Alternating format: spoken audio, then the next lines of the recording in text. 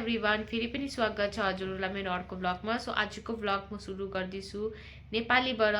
अनि साथीहरू, तपाईँहरूलाई थाहै छ म यत्रो दिनबाट किन ब्लग बनाएको, किनकि म अलिकति बिमार भएको थिएँ। ज्वरो सर्दी खाँसी लागेको थियो। अहिले त यो सिजनै हो साथीहरू, किनकि गरम गयो, अब ठन्डा आयो त मलाई ठन्डामा त हुन्छ बिमार, त्यही भएर मैले बनाउनु पाएको थिएन। सो आज मैले बल्ल बल्ल मेरो बिमारी ठिक भयो त म आज बनाएँ ब्लग। सो जस्तो कि तपाईँहरूलाई थाहा छ, अब डिसेम्बर पनि लागिसक्यो। अब यो डिसेम्बरमा यो साल पनि जानु आँटेछ। यो साल पनि पुरा त्यस्तो राम्रो गएन, कति चिज नराम्रो भयो, कति चिज ब्याड भयो, कति चिज के भयो। योपालिको साल त्यति राम्रो थिएन। सो साथीहरू तपाईँलाई यो भन्न चाहन्छु म कि अस्ति म अलिअलि ठिक भएको थिएँ। सो म अस्ति जस्तो कि गएको थिएँ सन्डेको दिन सिटी सेन्टर पिक्चर हेर्नु नेपाली, उनको स्वेटर जो म मेरो दिदी गएको थिएँ। अनि त्यति बेला चाहिँ मेरो जिउ अलिकति ठिकै थियो, त्यतिखेर पनि म बिमारी थिएँ, मलाई हेर्नु मन थियो, त्यही भएर म गएँ हेर्नु। अनि मैले भ्लग बनाउनु पाइनँ, सरी गाइज। सो किनकि मेरो जिउ सन्चो थिएन, मलाई त्यति तागत पनि थिएन भ्लग बनाउने त्यो दिन, त्यही भएर त्यो दिन पिक्चर हेरेर आइहालेँ।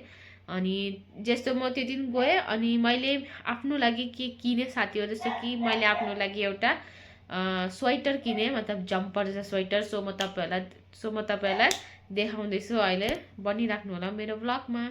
त्योहरू मैले सिटी सेन्टरबाट अस्ति यो किनेँ, मतलब जम्पर, देख्नु हुँदै होला। यो कस्तो लाग्यो होला कमेन्टमा जरुर लेखिदिनुहोस् होला, यो जम्पर तपाईँहरूलाई कस्तो लाग्यो होला हजुरहरूलाई। अनि यो भित्रको जो तपाईँहरूले इग्नोर गर्दिनँ, किनकि यो भित्रको मैले घरमा बस्ने जम्पर लगाएको, अनि यो चाहिँ अस्ति सिटी सेन्टरबाट किनेको। सो साथीहरू, आज म तपाईँहरूलाई अझ एउटा चिज देखाउँदैछु।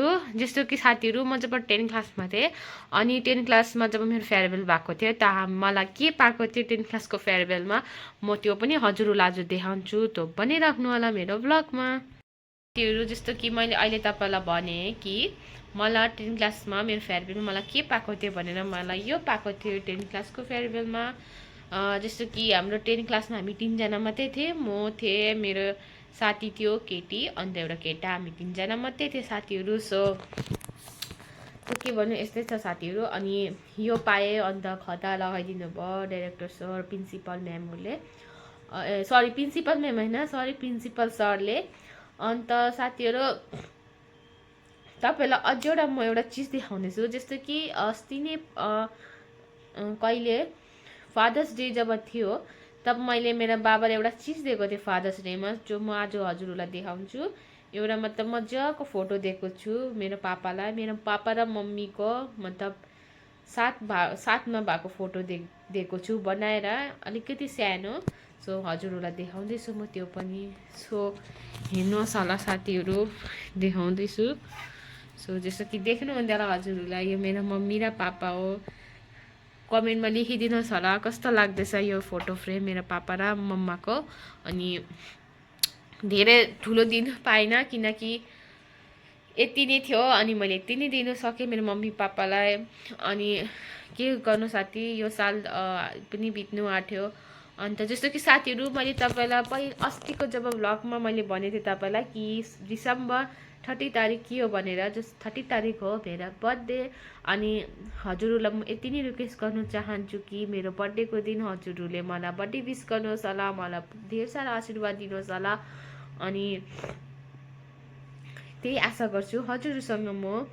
अन्त भोलि चाहिँ हो 14 तारिक, अनि भोलि हो मेरो माइजूको बर्थडे। सो कमेन्टमा मेरो माइजूलाई बर्थडे विसेस गरिदिनुहोस् होला। अनि 20 तारिक हो मेरो दादाको बर्थडे, मतलब मेरो कजन दादाको बर्थडे, जो अस्तिको ब्लगमा तपाईँलाई भने पनि होला कि उनको अलिकति खुट्टा त्यो भएर आउनु भएको छ यहाँ सिलिगुडी, अन्त अहिले एडमिट गरेको छ हस्पिटलमा। उसलाई म बहुत जल्द म देखाउँछु मेरो ब्लगमा। सो त्यही भएर साथीहरू, जस्तो कि तपाईँले देख्नुहुँदै होला अँधेरो पनि भइसकेको छ, यहाँ देख्नुहुँदै होला अँधेरो भइसक्यो होला। अन्त केही छ साथीहरू, सरी कि मैले भ्लग आज बहुत दिन बाद बनाएँ, ढिलो बनाएँ, किनकि बिमारी नै थियो, बुझ्नु सक्नुहुन्छ होला हजुरहरूले। अन्त के गर्नु यस्तै छ। सो साथीहरू, त्यही भन्नु थियो। अनि जस्तो कि आजको लन्च हामीले गरे भात दाल अनि पत्ता गोबी आलुको सब्जी। अन्त त्यही थियो आजको लन्च। अनि अब डिनर के हुन्छ त्यो मलाई थाहा छैन। अन्त सो साथीहरू आजको ब्लग म यही एन्ड गर्न चाहन्छु। सो आजको ब्लग तपाईँहरूलाई कस्तो लाग्यो होला लाइक कमेन्ट अनि सेयर गरिदिनुहोस् होला। अनि मेरो च्यानलमा कोही न्यू छ भने मेरो च्यानललाई निचे सब्सक्राइब गरिदिनुहोस् होला। अनि कमेन्टमा मेरो लागि खुब सारा लेखिदिनुहोस् होला।